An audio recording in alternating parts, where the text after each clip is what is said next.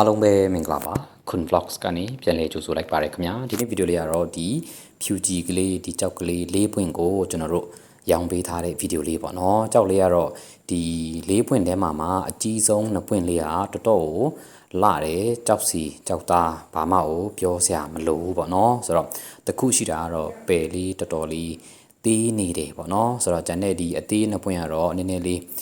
အကြီး2ပွင့်ထက်ဆိုင်တော့နည်းနည်းလေးရော့တယ်ပေါ့နော်ဆိုတော့ဒီ၄ပွင့်လေးကိုကျွန်တော်တို့တိုက်ကြည့်တဲ့အခါကျတော့ဈေးကတော့4သိန်း5သိန်းကတော့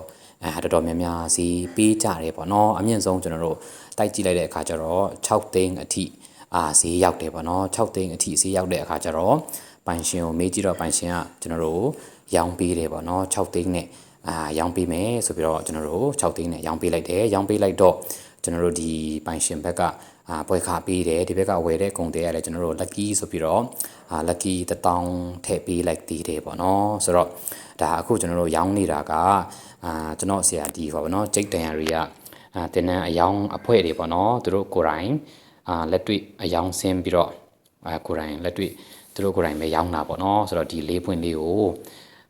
6သိန်းနဲ့ကျွန်တော်တို့ရောင်းပေးလိုက်တဲ့ဗီဒီယိုလေးပေါ့နော်ကြောက်လေးကတော့ကြောက်စီကြောက်သားကောင်းတယ်အကြီးဆုံး2ပွင့်ကတော့တော်တော်ကို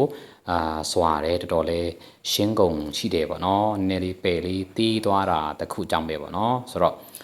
သူ့ဈေးနဲ့သူမစိုးဘူးပေါ့နော်ဟိုဘက်ကဝယ်သွားတဲ့ကုန်တွေလည်းသူ့ရဲ့ရောင်းခွင့်နဲ့သူဒီဘက်ကကုန်တွေကလည်းအဆင်ပြေတယ်ပေါ့နော်ဆိုတော့နှုတ်နှစ်ဖက်အဆင်ပြေတယ်ကျွန်တော်တို့လည်းကြားရတဲ့အဆင်ပြေတယ်ပေါ့နော်ဆိုတော့ဒါကတော့ဒီကြောက်ကလေး၄ပွင့်ကိုကျွန်တော်တို့6သိန်းနဲ့ရောင်းပေးလိုက်တဲ့ဗီဒီယိုလေးဖြစ်ပါတယ်အားလုံးကျေးဇူးတင်ပါတယ်ခင်ဗျာအားလုံးဘိုင်ပါအားလုံးတက်တာပါ